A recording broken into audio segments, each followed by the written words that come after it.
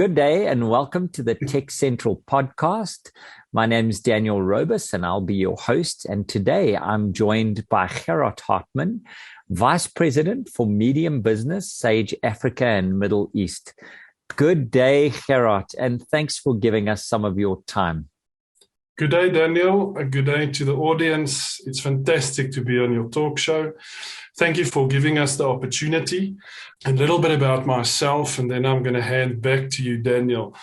I'm looking after our business for Sage, which is a global market leader that provides technology to our SME businesses across South Africa, Africa and Middle East, as you mentioned. And part of our solution offering is to make sure we give customers insight into their visibility, flexibility, and to create efficiency for their businesses with our software solution stack. I'm looking after our sales as well as our renewals, which means we want customers for life. And as you mentioned, it's very important to have a solution for a customer for the lifetime of their business. Thanks, Gerhard. And I'm quite excited. We did a prep session and you were engaging and open, and that's all my interactions been with Sage. But as a global tech leader for SMEs, you've obviously seen it all within the group and within your territory. What's the biggest trend that you've observed over the last climactic 18 months that we've been through?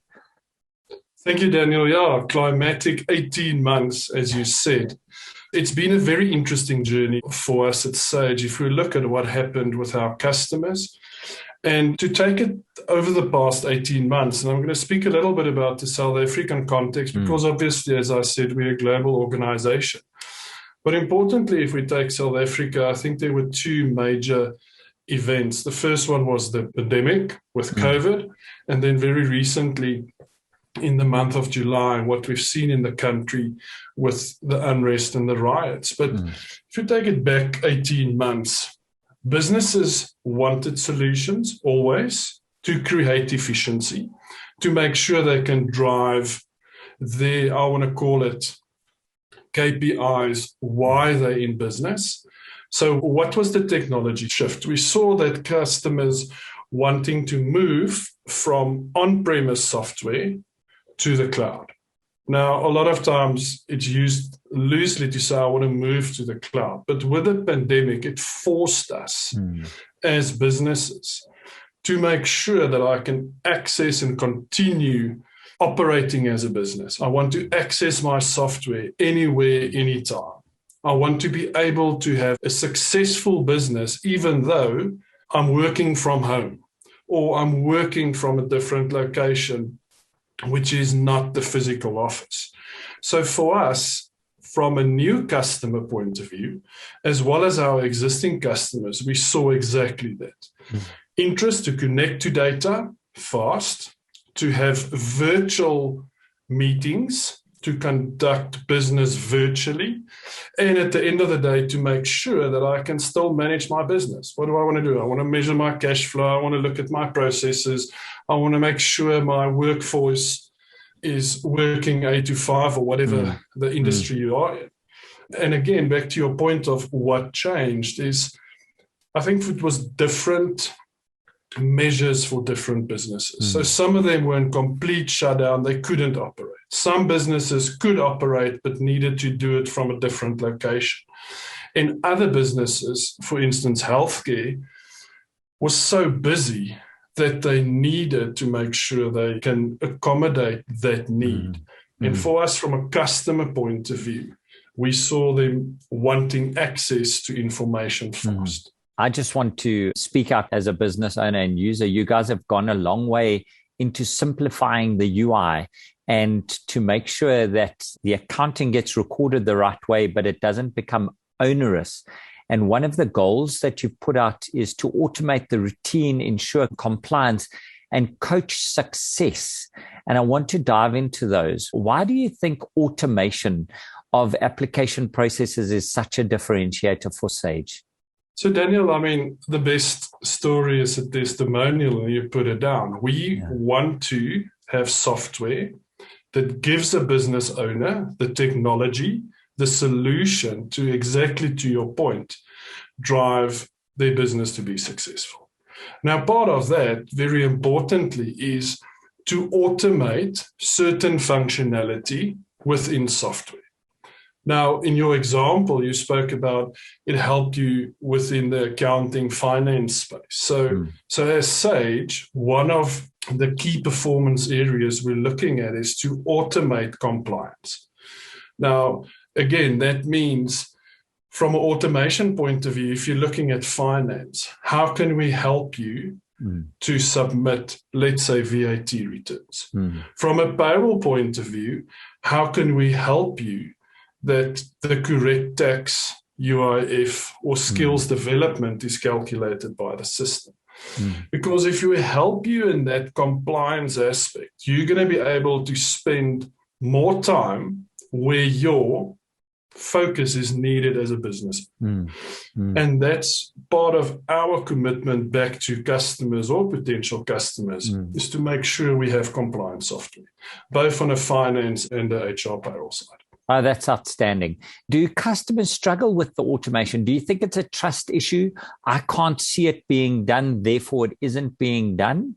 Is that something we still struggle with as software vendors? I think in South Africa, we've come a very, very long way as business owners to say, you need to be clever to adopt technology that can add value to your business. Now, to your point, one of the recent developments that we've done is our VAT 201 compliance and submission to SARS. What does it practically mean for a customer? It means that if I use the software, I can immediately have a view of my submissions I've done to SARS. Okay. If I may be an accounting firm performing an accounting function on behalf of a customer, it gives me that flexibility again. But if I'm a business using payroll software, I can also see that tax calculation, how it was made up out of. So again, very importantly, if I see the value it adds to my business, and it's maybe something new, I'm going to be cautious, but I'm also going to see what efficiency it creates for me. So we're buying most back... of the time, most of the time, I then adapt because I know it's going to save me time. The calculations, the way, as you said, from a UI point of view, how it's displayed, is easy to understand. And it's a process I complete for my business to be then compliant with SARS or UIF or skills development, depending on which areas it is. So we're buying back minutes in specific areas, which is giving back hours, which translates into money. I like that. I get that. And I think also, if I'm a business owner that never invested in technology, so let's say, for instance, I do everything manually. I submit records manually, etc. If I now go on this journey to look at how can I automate certain processes in my business, even if it's a small business owner, your time is so precious because you need to manage your business, you need to look after your customers, you need to make sure your workforce is happy. So to your term of, if we can save you minutes, it means that you can focus on the right things to develop your business. And at the end of the day, that's where you want to spend your time, growing your business, making sure you're more successful than what you were previously. Yeah. And we spoke about the past 18 months as well. And again, that's a trend that we saw. We saw customers automating processes, so coming from no systems to installing solutions into their business.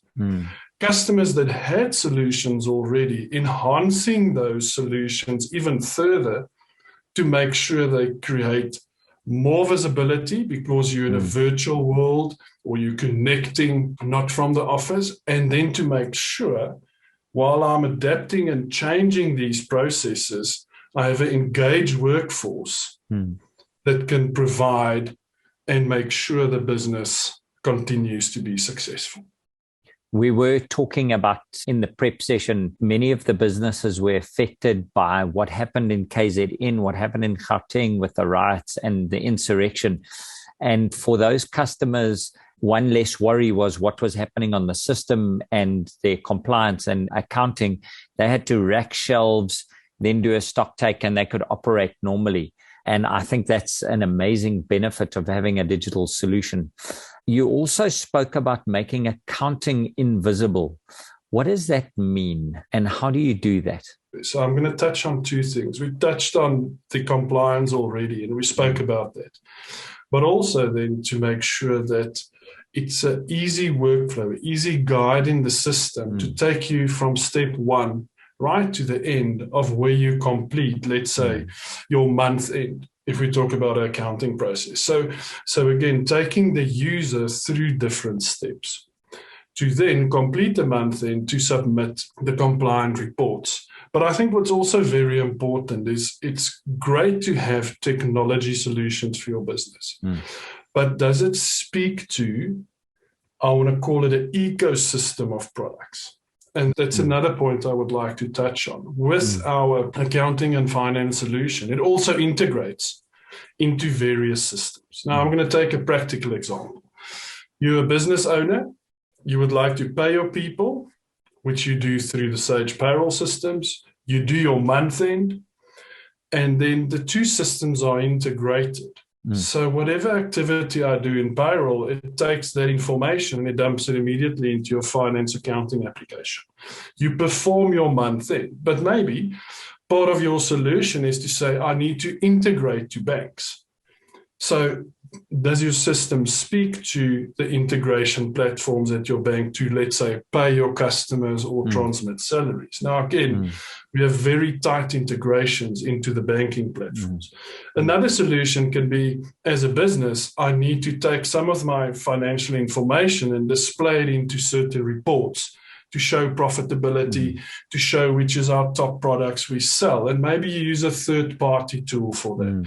And again, making sure that your system can then integrate into that third-party products. And there we always, integrations is an easy way to just say it integrates. But what does it actually mean? It means take data electronically, put it into this third-party system, and then from there you build out your reports.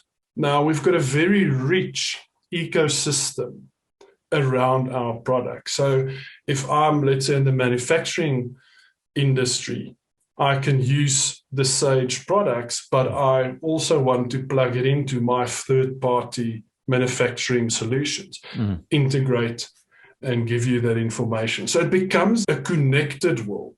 You need to be able, when you look at solutions, you need to make sure that you look for a solution, a technology solution that can speak to different systems. It's not just only about accounting anymore. So I wanted to ask, are you using that through containerization, or are there open APIs available, or how do customers access this? And we've been skirting around, but you have launched an ISV platform, an independent software vendor platform. So Sage hasn't thought of everything, but you've crowdsourced and crowd shared environments where people can build point solutions for you. How is that going? How many solutions are there? Have you got any more info on that? So you talk about our Sage Business Cloud Marketplace. Now, we've recently launched it. And part of that you mentioned, it's got independent service vendors that provide integrated solutions that connects with our software. So again, and it's part of our software as a service strategy to make sure that if you have accounting software or payroll software, what is the third parties in the ecosystem it needs to speak to? So that's where the independent service vendors comes in. But there's also applications, other applications it can integrate into. Okay. So what do we want to do is we, as Sage, deliver the compliant technology, let's say, to manage your finances as well as pay your people. But there's a second layer to that, is that value add marketplace where you want to integrate to certain products. So yes, we deliver that. How's it going? Uptake has been brilliant. We have a lot of solutions on the platform, and it's different solutions for different products. So if you're a startup business, you're going to interact with certain providers for your startup organization. If you may be a medium to large organization, again, and you very much, I want to say, in a verticalized business. Yeah. So I want to look at, I mentioned manufacturing. What is my solutions I need to have in place when I start my digital journey to automate my business? And again, core product with the add-on marketplace to that. So a customer who's looking for maybe an RPA, a robotic process automation solution, can go and look there for invoice matching and downloading between systems and automating their vendor cleanups. They could find solutions there. Where do we find this marketplace? Where is it located? So if you go onto our website, which is www.sage.com/ZA, you'll see the different links to the marketplace there to make sure that you can access the information. So not only is it an ISV platform and the business cloud platform, but it's localized as well. So it applies to your marketplace. It's not someone that's only working in Canada and going to quote in dollars. We can actually get it in applicable currency that's here. Correct. 100%. Localized for our market. And if you may be a customer listening in and you're based outside of South Africa, the same will apply then for doing business outside of South Africa. Excellent. Okay, I've gone off-piste again. Let me bring it back. One of the statements you made was reduce or eliminate compliance risk.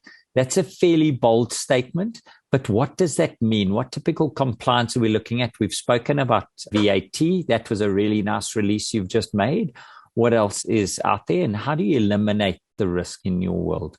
So yeah, we spoke about VAT, and I think that's from the one side, on the accounting finance side, but also you want to make sure when you paying your staff that the tax calculations, the UIF deductions, the skills development levies that you pay over, and even from a TERS point of view, the levies that we saw the government put in place to assist businesses during the pandemic, all of that becomes part of making software compatible and compliant with the legislation. So again, they're very important because if you deduct the wrong taxes for an individual, they could run into trouble when they submit their tax returns. Yeah. And the same on a UIF skills development side.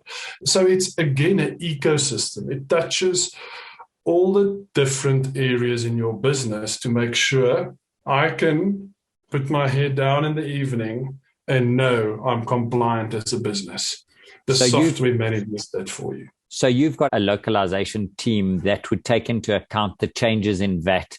They would update it, and then in your next patch set or your next update, all your cloud customers are on the same environment and they've got those changes applied. So they don't even have to worry about it. So compliance is taken care of. That's pretty cool. That's really, really nice. So you've got this huge base of customers. How do you help Sage clients improve company communication and improvements across the organization? Do you look at data around the world and bring it here? Have you got any customer user groups? Where do you get this from? Or you just got a very clever team? I'm sure that's part of it. But tell me a little bit how you, once we've bought and we're using the software, how do you improve my life? So once you've bought the software, obviously from there, I'm going to reference to the cloud connected software or cloud native software that you mentioned. Very importantly, we onboard you as a customer. Mm-hmm. You do your quick setups, training, enablement, and then you start using the software. But what's very important is once you've become a customer, we, as I said right in the beginning, we want to keep you as a customer for life. So what's important? We keep up to date. We covered the compliance side. But we also want to get feedback from our customers. Now, that could be in various formats. It can be, you mentioned user groups. So we do set up user groups with our different software products. Ask customers to attend the sessions. We recently done a Sage X3 user group session, which is more for our large customers, but wanting to hear what is the challenges they face in their business. Because the way they did business 18 months ago versus today is fundamentally different. How can we enhance specific features? We share with them our roadmaps of what is our development priorities and get that feedback at the end of the day of what they need. Now, again, because there's a a rich ecosystem around our products, our marketplace. It gives us the flexibility to bring new vendors in or then to develop certain features in-house. So that's from a user group session. But we also service our base. We call it our NPS surveys, Net Promoter Score. So we service our customers monthly to get the feedback. Do you like using the product? Is there anything we can do better?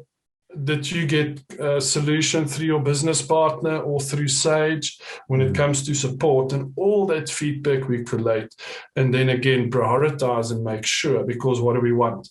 We want happy customers. That's part of our mission statement, is to keep customers for life. We also, you mentioned on our user groups, we're doing the NPS, but then also a customer could phone into our call centers and say, listen, I need assistance with this, gets recorded. And we also can track then and see, oh, but there's a need for a specific area, or if there's questions consistently of, let's say, reporting. Maybe it's something as a business we need to unpack more and then make a decision to further develop that area in the system.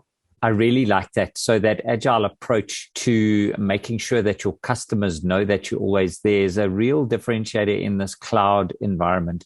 I mean, you're only as good as your last subscription, aren't you? That's very true.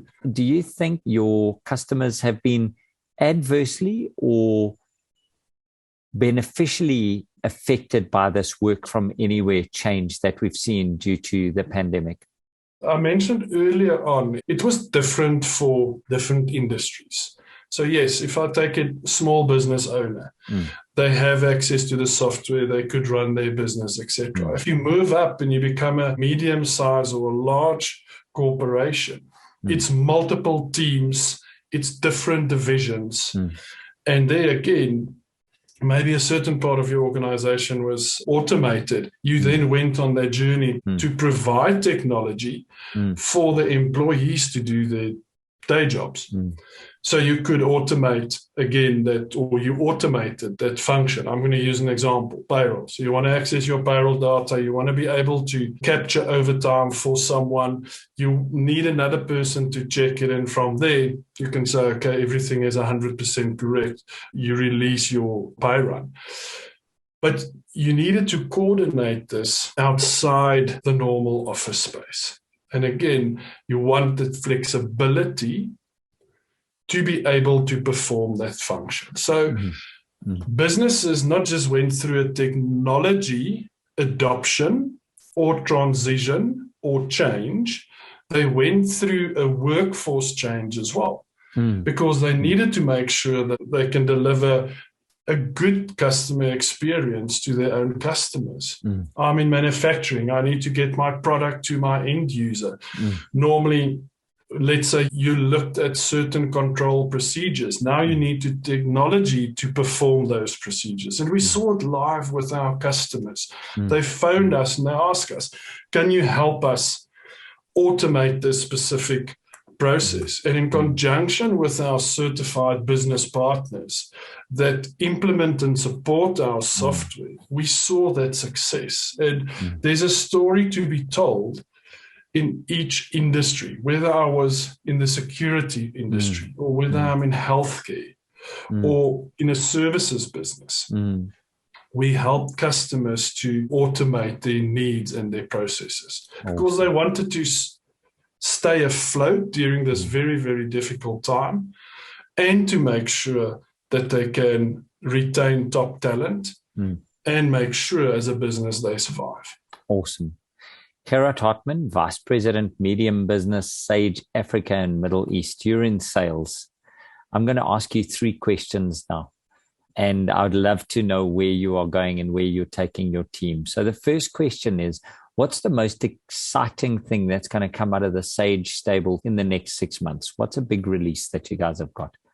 We recently launched a product called Sage Intacct, which is a cloud native product. It's one of our global products. We've got it in market for the past 12 months already, but we've seen tremendous growth, again, in our medium-sized businesses taking up the solution it's very much verticalized. So part of our strategy is to take on specific verticals and to bring on board those marketplace partners. So that's very important for us. And it's part of becoming a great software as a services company. So within our product stack, that's very, very important. Okay. We also launched managed cloud services for our payroll customers, where our channel can help them transition from desktop to cloud connected. So that's very importantly. So then lastly for us is then to have a very verticalized approach to give each potential customer a solution within their vertical, whether it's manufacturing, distribution, retail, services, to name a few verticals. Excellent. So is Sage Intacct then taking over from where X3 is or the next versions? How does it fit into your world? So Sage Intacct is, as I mentioned, a cloud native product. It's not taking over from Sage X3. Sage X3 is a great solution for manufacturing, distribution, retail customers. Intacct is solutions for financial services, professional services, non-for-profits. So that's where the verticalization comes in. Oh, brilliant. Good luck with that launch. I hope it goes really, really well. I think those are nice niches. My second question for you, as this year draws to a calendar end, what's your focus for your sales team in the next 12 weeks? What's your next quarter focus? What are you guys driving? So obviously being a listed company, we want to really close off our financial year on a high. It's important for us as a team to keep on winning in the market. So that means to add new logos for Sage. So we support our channel throughout the sales cycle to make sure we can bring new customers on board. Big focus. Another one is to make sure that we assist our customers, if they may be still on a desktop product, to provide a cloud connected or cloud solution for them if the need is there for their business to transition. That's also important. And I spoke about customers for life. We also got a program where we look after our elite customers. So that's our bigger multinationals, to make sure that we engage. We spoke about the user group sessions. We spoke about retaining them for life. That's another initiative that we've launched specifically into our medium to large business to make sure we engage with those customers. Excellent. And then my last question for you today, for non-Sage using ERP customers, what advice do you have with regards to system adoption? What advice can you give them in these turbulent times that can keep them ahead of the game? What is the learning that you've seen that we should be doing? Daniel, for non-Sage customers, to start off with, I want to say it's never too late to digitize or to adapt technology into your business. And you must take a staggered approach. Very importantly, where's the need in the business? Identify the need. Go and look for a trusted partner, not just in technology, but in services to make sure you reach your objective. Practical example. You would like to automate your finance process. What do I need to do? Where do I start? Do your research, as I said. Look at the provider, trusted service provider that can help you with after-sales support, changes because business change. That's the second thing. Thirdly, when you bring in technology into your workplace and you don't get the buy-in from the people that's going to be using the software, you could have a risk because they can see it as, oh, software is going to take over my job. Not at all. Software is there to complement and help streamline a process, but you still need a person to perform that function. So getting that buy-in from your workforce or your employees that's going to be using the software, make them part of the decision. Make them part of making sure it's successful. And then lastly, check that the systems can be adopted as your business change, whether it's add on third parties, etc. But those are the few tips I would like to Excellent. share with Oh, you. I've loved that. Gerhard, that is solid advice. I really like the way you framed that. And I think that it can be quite scary to start this digital journey, but most of your customers are now born in the cloud. And I think the agility that it gives them is just massive. So, Gerhard, from our side at TechCentral, thank you for giving us the time. I know you've got a really big territory to look after. Good luck as we rush towards the December break. New logos, keeping the old logos, automating the business. Good luck to you and your team. I think hard work always wins in the end. And I know your Sage team puts their shoulder to the wheel. From my side, Daniel Robus, I'd like to thank Sage and Gerhard Hartman for allowing me to probe into the world of Sage applications. Signing off for TechCentral. Have a good day. Thank you very much, Daniel. Great to be on your talk show. Thank you for all the listeners, and hopefully we'll have a chat soon. If you want to reach out to me, please look me up on LinkedIn or on Twitter. So you're more than welcome to ask advice. Thank you very much, Daniel. Ciao, Gerhard.